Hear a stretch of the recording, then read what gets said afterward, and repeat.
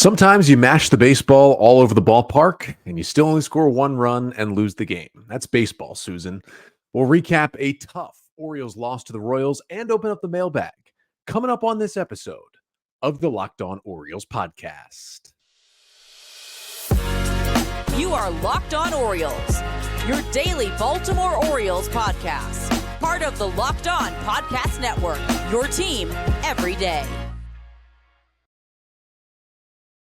Hey there, Orioles fans. Today is Wednesday, April 3rd, 2024, and welcome back into the Locked On Orioles podcast, part of the Locked On Podcast Network, your team every day. As always, I'm your host, Connor Newcomb, and coming up on today's episode, we are going to recap the Orioles' 4-1 loss to the Royals in the rain on Tuesday night, get you the 5 things you need to know from that one, and then dive into the mailbag and answer 6 questions from you, the listeners, about the Orioles. We'll talk about topics like the new ownership, like Ramon Arias, like what's going on with Adley Rutschman, and much, much more. But that's all coming up on this episode of the Locked On Orioles podcast. Before we get there, though, just did want to thank you for making Locked On Orioles your first podcast listen of the day. We're free and available on all podcast listening platforms. Make sure to give a 5-star rating and a review wherever you listen, whether it be Apple or Spotify. And of course, like, comment, and subscribe to the Locked On Orioles YouTube channel, your best daily spot to get Orioles news, coverage, analysis all throughout this 2024 season. Let's jump into game number 5 of this 2024 season. Your final score, Kansas City Royals 4, Baltimore Orioles 1 in game 2 of 3 in this 3-game set in Baltimore, game 5 of 6. The 6-game homestand for the O's to begin the season.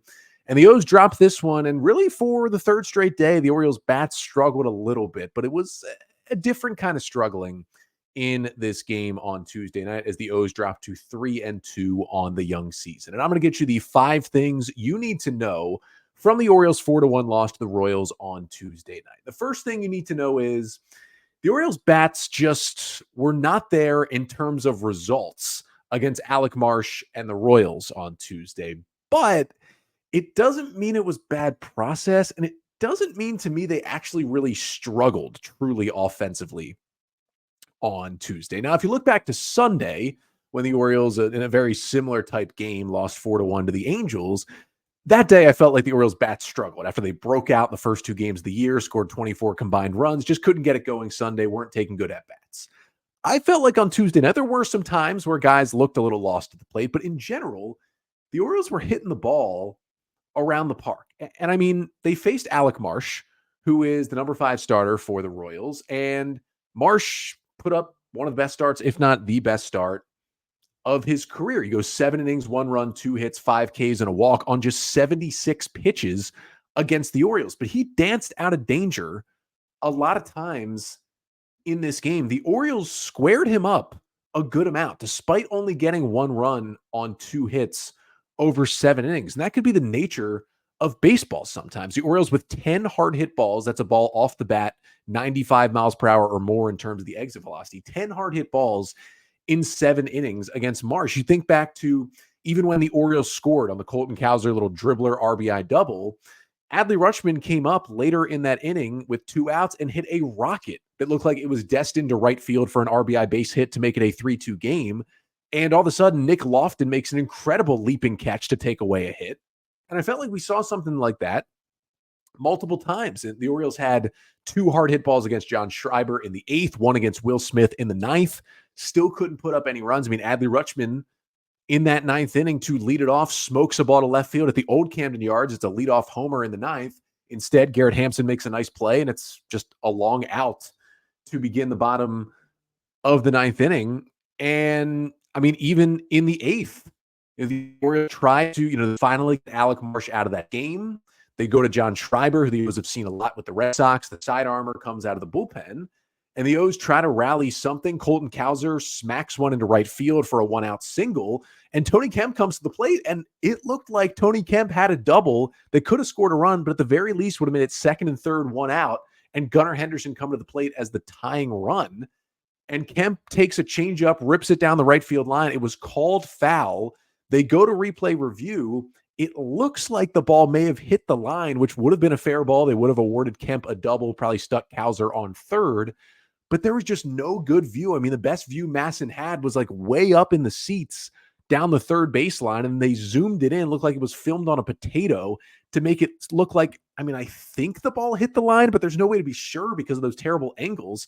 And you would hope MLB and their command center in New York had better angles than Masson was able to show us on the broadcast on Tuesday night. But like, it's 2024. Can we not get better camera angles to see that ball down the line? If that is called fair and called a double for Tony Kemp, that completely changes the game. And that's just some of the bad luck that the Orioles had in this game. Again, they only swung and missed 10 times on 40 swings against Alec Marsh. So it's not like he was dominating them with any certain pitch. He got a little bit lucky. The Orioles got a little bit unlucky. And he did make, don't get me wrong, Marsh made some good pitches in some key spots in different parts of the game.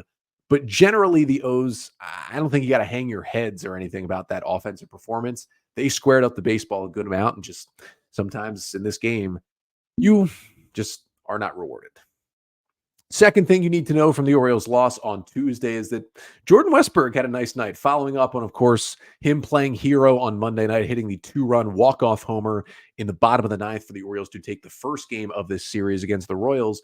And he followed up looking good at the plate on Tuesday. Now, only had the one hit, which was a leadoff double in the second inning, and he came around to score the Orioles' only run of the day. But he was 1 for 3, but had a hard hit ball in all 3 of his at-bats in this game. You know, sometimes his swing gets a little odd and he's not able to square up the baseball at times, but the double was 110 off the bat. Then he had a ground out at 101 and a ground out at 105. He was hitting the ball hard, just wasn't rewarded when he came up to bat in the 5th and 8th innings. And I just thought he was swinging at good pitches. He was trying to get his pitch, wasn't rewarded with a multi-hit game. But again, it was kind of the scenario for all of the Orioles, but especially for Westburg. And the hope is that walk-off homer, and it kind of kickstarts him to be, you know, a real force at the bottom part of the Oriole order. It just makes this lineup so much more dangerous if Westburg is producing in the bottom third. Third thing you need to know from the Orioles' loss to the Royals by a 4-1 score on Tuesday is that Colton Cowser got his first start of the season. Now, Cowser had appeared in each of the Orioles' first 4 games, whether as a pinch hitter or a defensive replacement for the O's, but Tuesday was his first start of the season, starting against the right-handed starter Marsh. And Cowser had a nice day. He drove in the only Orioles run, as he showed. You know, the Orioles had so many hard hit balls in this game, and the only hit that actually drove in a run, the Cowser RBI double in the 3rd inning, was just a little dribbler down the third baseline that Cowser hit the other way, 62 miles per hour off the bat, had an expected batting average from StatCast of 050, less than 100, and just dribbled it inside the line for a fair ball and an RBI double. And then Cowser came up and got a second hit of the day in the 8th inning, smoked the ball into right field for a base hit at 105 off the bat, and tried to start that rally, which we, again, thought would continue with that Kemp fair / foul ball down the line. But I liked what I saw in Cowser's at-bats. He had the 2 for 3, did not strike out, the couple of hard hit balls, even his one out that he made on the night. He squared up, again, kind of the theme, right, of the night for the Orioles. He came up there when he grounded out in the 5th, still hit it 103 off the bat. So I thought Cowser looked good. You know, it's going to be interesting to see how much the Orioles play him. We knew coming in, or at least I did, that, hey, you know, the Orioles have a lot of good position players, even the younger guys that make the roster, like Colton Cowser, and he certainly deserved it, had probably the best spring training of any young Orioles hitter. You knew he just was, you had to understand he was not going to be in there every day. At the very least, he was never going to start against lefties. And even against righties, the Orioles still want to get the veterans like Ryan O'Hearn and Austin Hayes into the lineup for good reason. And so it's going to be tough for Cowser. And Brandon Hyde was asked about this on Monday, and he said, look, you know, as guys start needing off days more and more, Cowser will play more and more, but it's the first week of the season. Guys aren't tired. Guys don't need off days. They're going to put the veterans in there more often at the beginning. It makes sense. We're going to see Cowser more and more as the season goes on, but definitely a good first start in the lineup for Colton Cowser.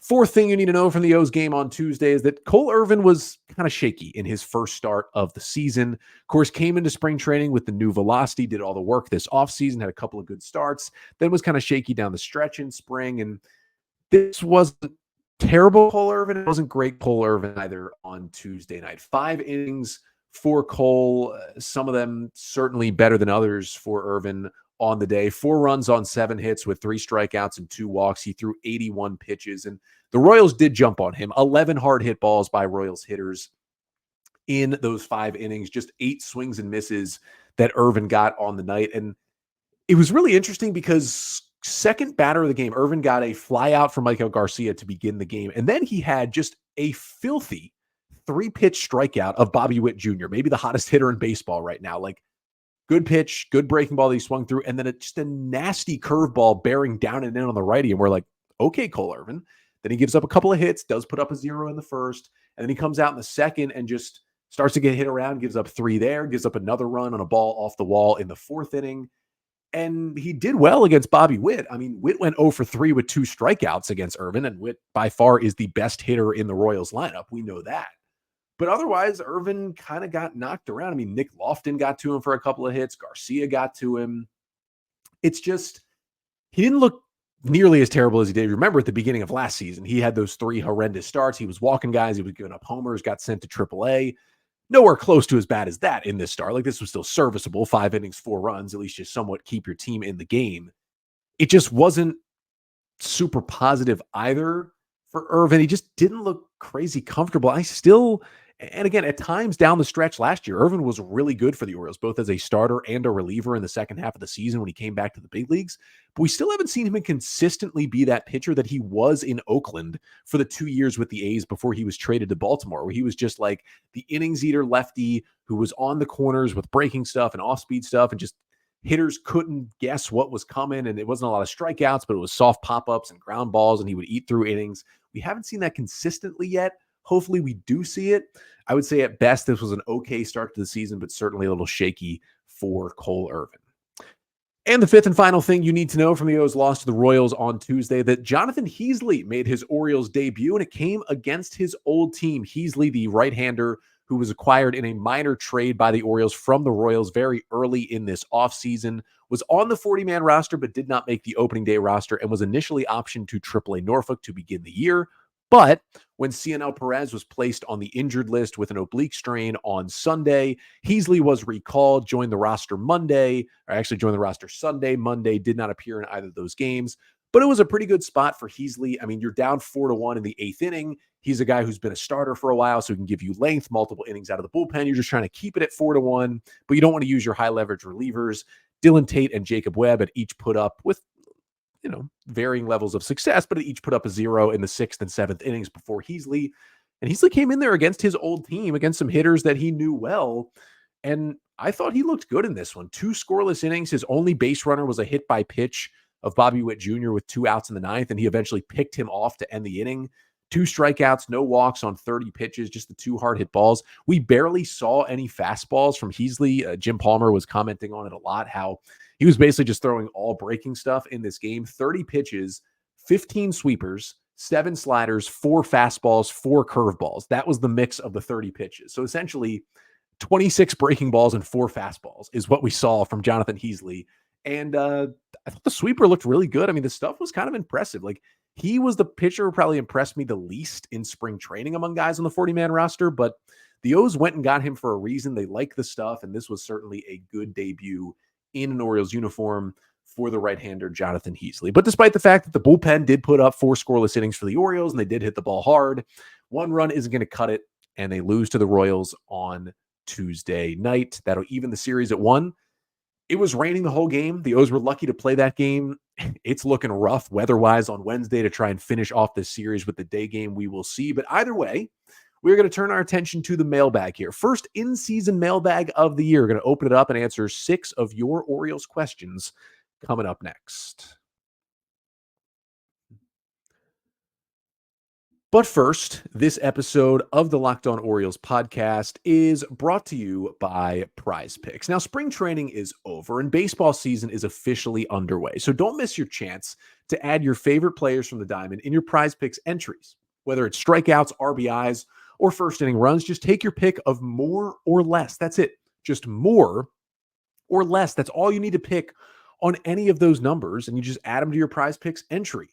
And you can get in on the playoff action and win up to 100 times your money on Prize Picks when you look at the NHL and the NBA playoffs, with all those sports going on as well. So it's can be really the easiest way to play fantasy sports over at Prize Picks. Just download the app today and use code LOCKEDONMLB for a first deposit match up to $100. Again, download the Prize Picks app, Use code LOCKEDONMLB for a first deposit match up to $100 at Prize Picks. Pick more, pick less. It's that easy.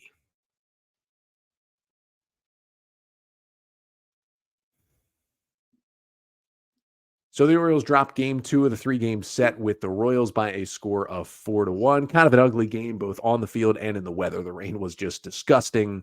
So now we turn our attention to the mailbag and open up the mailbag for the first time this season, answering questions from you, the listeners. Thank you so much for sending in your questions. If you send in a question and it is not answered on these two mailbag segments of today's episode, don't worry. I've got a running list of all the mailbag questions throughout the season. We will try to get to them on other mailbags.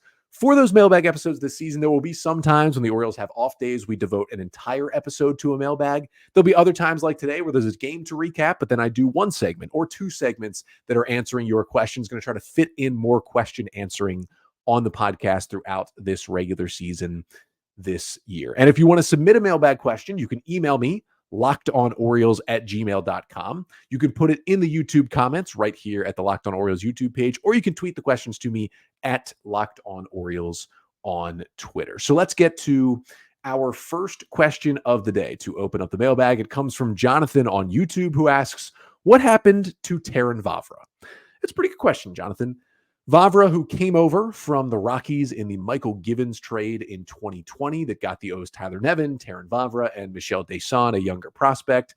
And Vavra got himself to the big leagues in 2022, and he was kind of a somewhat productive slap hitter, not a lot of power, but could play the infield, play the outfield, and he didn't really strike out a lot. He was an interesting player profile, spent a good chunk of time with the 2023 Orioles as well, but then he got injured in June. He was optioned to AAA, then got hurt his shoulder, and did not play after he got hurt in June for the rest of the 2023 season. Ended up getting labrum surgery, which is a pretty significant thing to rebound from. Now, less significant for hitters than for pitchers, but still, that's a big injury for a baseball player. Now, back in February, when the Orioles showed up for spring training, Rock Kabako at Masson reported that Vavra had started a throwing program for his rehab, but he was not in big league camp. Vavra actually, who spent last year on the 40-man roster, he'd been on the 40-man for the last 2 years, was actually outrighted off the 40-man roster over the winter back in November. The O's placed him on waivers, and nobody wanted him because he was undergoing shoulder surgery and he hadn't produced that much at the big league level.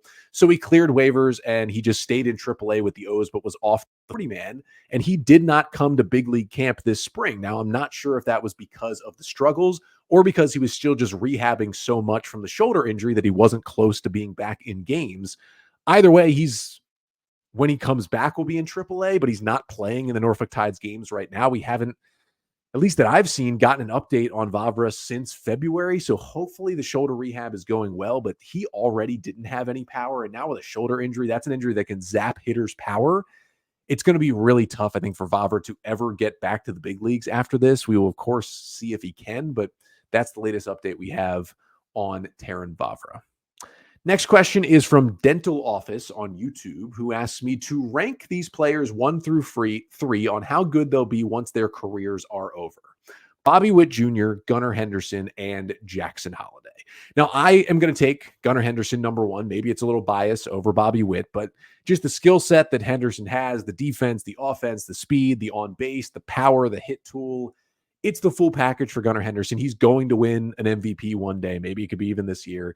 He could win multiple MVPs in his career. I'll take him number 1, but very close behind at number 2 is Bobby Witt Jr. I think he has a good chance to win an MVP one day as well. Looked a little off in his first year in the bigs in 2022, but pulled it all together last year, had a great season with the Royals. It's tough that he was on a bad team. I think he's already started an even better season this year, despite Witt having an 0 for 4 in the game on Tuesday night. As an aside, it is tough to lose to the Royals when you hold Bobby Witt to 0 for 4. That's tough to swallow. But anyway, Witt definitely number 2. And then Holliday number 3.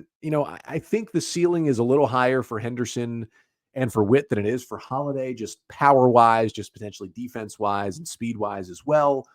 But I will also say that it's hard to rank Holliday above those two because we've just never seen Jackson Holliday play in a major league game. Now, did Jackson Holliday hit a home run in AAA to lead off the game on Tuesday night? Yes, he did. Actually, he homered. Stowers homered. Kerstad homered and Norby homered in the Norfolk Tides win on Tuesday night. So despite the Orioles loss, that was nice to see from all the baby birds. But I just think until we see Holiday up at the bigs, it'll be tough to not rank him third. And I just think, from my opinion, Henderson and Witt will be better players. Not that Holiday won't be a good player, just Henderson and Witt are going to be superstars, and Holiday could be as well. But I think it's less likely than it is for Henderson and for Witt. Next question comes from Scott via Twitter. Scott says, what is the most immediate impact you think we'll see from the ownership change from, of course, John Angelos to David Rubenstein, who officially 1 week ago was named the control person and the new owner of the Baltimore Orioles? Now, it's going to take a while for a lot of the payroll things and a lot of the big time structure things to be put in by Rubenstein and his group. Actually, someone on his group, Grant Hills, on the Orioles broadcast on Tuesday night, which was kind of cool. But I think the first immediate thing will just be kind of a culture shift. I think there'll be a lot of employees with the Orioles and people who work in that front office that are just going to take a sigh of relief that John Angelos is no longer their boss, and that their new boss, David Rubenstein, has a lot more money to spend, hopefully on them and on the organization, has also already publicly said multiple times in the press conference, on the broadcast, when he's spoken to the media, that, like, I don't know anything about baseball. I know things about the economy and about finance, or as he says it, finance. I will let Mike Elias run the baseball side. And I think that is very nice for the Orioles to hear. I think also, like, John Angelos just created a terrible culture within Masson and within the Orioles. I think Rubenstein's first impact will be to try to overhaul that. I can't imagine all of the Angelos henchmen will keep their jobs. So there's going to be a little turnover in that department as well in the front office. But I think that first thing is just a better vibe, better relationships within the organization. And then on-field stuff, first thing you'll really see is probably, hey, a little more money to spend at the trade deadline this year if the O's want to go and get a big name. But 3 questions down, 3 more to get to on today's mailbag segment. It's going to answer a question about Ramon Arias, a question about Adley Rutschman, and one about Orioles prospects. That's coming up next to finish off the pod. But first, this episode of the Locked On Orioles podcast is also brought to you by Game Time. Game Time is now an authorized ticket marketplace of Major League Baseball, which makes getting tickets even faster and even easier. Prices on the Game Time app actually go down the closer it gets to first pitch. And with killer last-minute deals, all-in prices, views from your seat, and the lowest price guarantee, Game Time takes the guesswork out of buying tickets. Now, I'm looking at when the Orioles return to take on the Brewers in a couple of weeks. And that could be pretty fun because, listen, you get Corbin Burns facing his old team, but also some standing ovations for Joey Ortiz and DL Hall. I'm going to want to look on Game Time to get tickets to one of those games. And the best part is, again, last minute deals. You can save up to 60% off buying last minute tickets for Orioles games. That's great. That's music to my ears. So take the guesswork out of buying tickets with Game Time. For a limited time, all users can get $20 off any MLB purchase of $150 or more in the Game Time app with code FIRSTPITCH. Terms apply. Again, that's code FIRSTPITCH, FIRSTPITCH, for $20 off from March 25th to April 14th only. So act now. Download the Game Time app today. Last minute tickets, lowest price, guaranteed.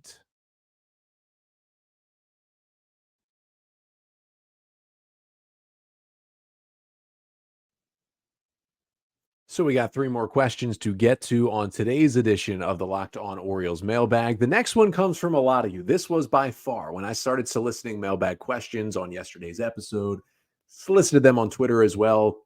Looks like at least 4 different people, maybe more, all via Twitter. Rich, Ron, Nick, and Will, and I think there were others, submitted a version of this question, which I'll just combine into one.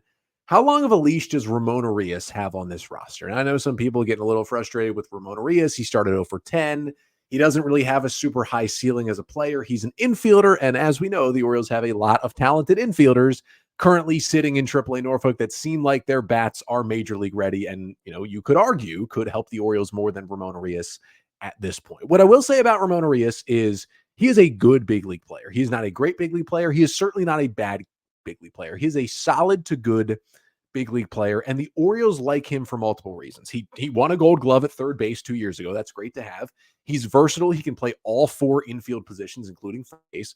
And it's interesting because his reverse splits. He's a righty who actually hits better against right-handed pitching, which is more valuable because you just see more righties than you do lefties on the mound. You put all those things together, he's had some better offensive seasons when he's been able to lift the ball. He's also had some injury issues.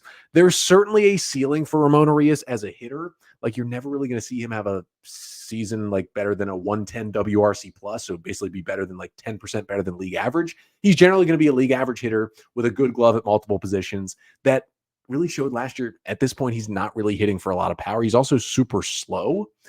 He fit this Orioles team a lot better for the last couple of years, but now that the Orioles have kind of taught Jorge Mateo the outfield, and he's the super utility outfield, infield, hits against lefties, and pinch runs and steals bases, Urias is getting pushed also, I think, to a utility role at some point this year. Now, he has a little bit more of a starting role now because guys like Holiday and Mayo and Norby are not on the roster, and I would think he's in higher standing, and he definitely is, than Tony Kemp on this roster at this point. So Urias is like a mostly starter instead of a bench guy right now.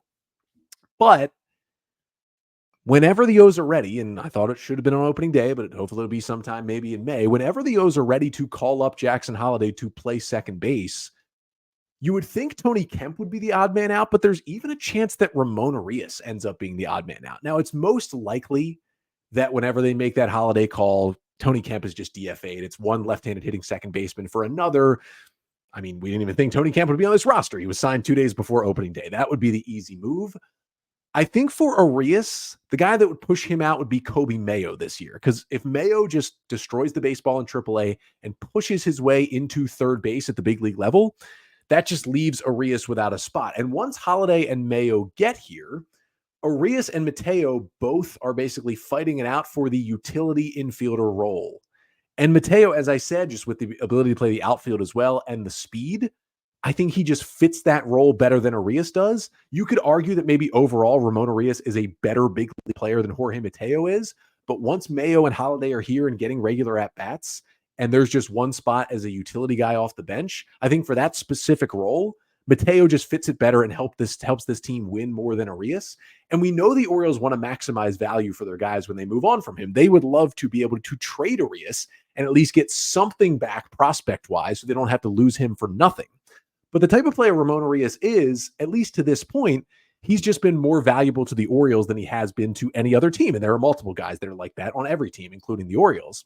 I just think for Urias, the O's are going to have to just cut bait at some point. And it could be that Urias just continues to struggle, right? Like if he's like 2 for 30, we look up in a couple of weeks, maybe this process gets expedited. But if he's just being normal, okay at the plate, solid defensively Urias, then he probably hangs out for, until the middle of the season, maybe longer, until Kobe Mayo really comes up and pushes him off this roster.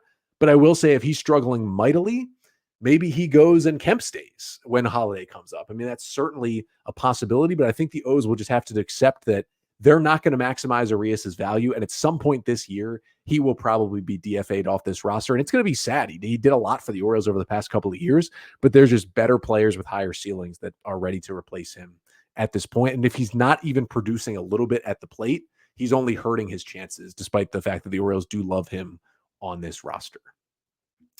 Next question comes from Matt on Twitter, who asks, do you see an Adley extension coming in the next couple of months? Matt, unfortunately, I do not. And I just think it's because most of these extensions, it happens sometimes, but rarely do they get done during the season. And I just think with the change to David Rubenstein as owner, that obviously makes us think about all these extensions that could be handed down.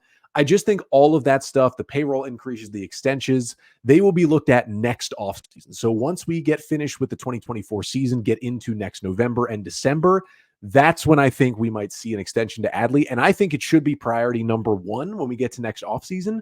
But I think we will have to wait till after the 2024 season is over.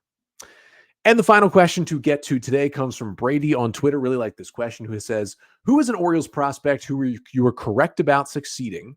And who is another prospect who you were wrong about? Now, Brady said it could be the Elias era or it could be before. I took some of the, at least recent era guys. If you've been listening to this podcast for a while, I was on Kyle Bradish from the jump. Basically, from when the Orioles acquired him from the Angels with the other 3 players in the Dylan Bundy trade back in 2020, I was already starting to see the Kyle Bradish, and then when he started pitching for the O's in the 2021 minor league season, that's when I really jumped on the Bradish bandwagon. I was pounding the hit table for him early in 2022, even when he was struggling in the big leagues, and it all paid off. Ended 2022 strong, was amazing last year. Hopefully the elbow issue gets sorted out and he returns to the Orioles this year. And then the other guy I've always felt kind of right about is Evan Phillips. When he was pitching for the Orioles, he had his moments, but he certainly had his struggles. And I just kept saying, that slider is so good. Phillips is going to figure it out at some point. Well, the Orioles just kind of got tired of it. They DFA'd him, I believe, in the 2020 season. It might have been 2021. Either way, he made his way to the Dodgers. Evan Phillips is now the closer for the Los Angeles Dodgers, arguably the best team in Major League Baseball, and Evan Phillips is their closer. He was like the throw-in reliever the Orioles got from the Braves in the Kevin Gausman trade. That is how they got Evan Phillips. They eventually DFA'd him. He did what I always thought he could do with that slider and become a dominant reliever with the Dodgers. Just kind of happy for him. Sometimes you just need a change of scenery. That's probably what happened for Phillips. And the two guys that came to mind that I've been wrong about to this point, I was really in on Tyler Nevin as a prospect. At this point, didn't work out. He's been DFA'd again by the O's, claimed by Oakland. How about the Athletics? Esteury Ruiz, who led the league in stolen bases last year, one of the only watchable players on the Oakland Athletics. I mean, they just hate their fans. They option Ruiz to AAA, one of the only watchable players, so that they can roster Tyler Nevin. That organization is just a disgrace. And then Bruce Zimmerman. Now, to be fair to me, Zimmerman had those like 6 weeks of awesome starts to begin the 2022 season. So he had his moment. Like Bruce Zimmerman looked good for a little while there. He's kind of fallen off since then. He's more of a depth AAA arm. He's still with the O's, but at this point, he's a depth AAA arm. I really thought he had the goods to be the second coming of John Means. Just did not happen. Hey, it's always good to keep yourself accountable on what you think about some of these prospects down the line. But that'll do it for today's episode. Thank you so much for tuning in. We will be back tomorrow, whether or not an Orioles game is played Wednesday, with weather being the key answer right there. There's a storm coming through Baltimore. The O's are scheduled to play the Royals at 1 o'clock here on Wednesday to finish off this 3-game set. It was supposed to be an awesome pitching matchup. Corbin Burns for the O's, Cole Reagans, the young ace for the Royals. I don't know if it's going to happen. Hopefully they find a window to play. It doesn't seem likely. So whether there's baseball or not, we'll still be back with you here on the pod coming up tomorrow. But until then, I'm Connor Newcomb, and this has been the Locked On Orioles podcast, part of the Locked On Podcast Network. Your team every day.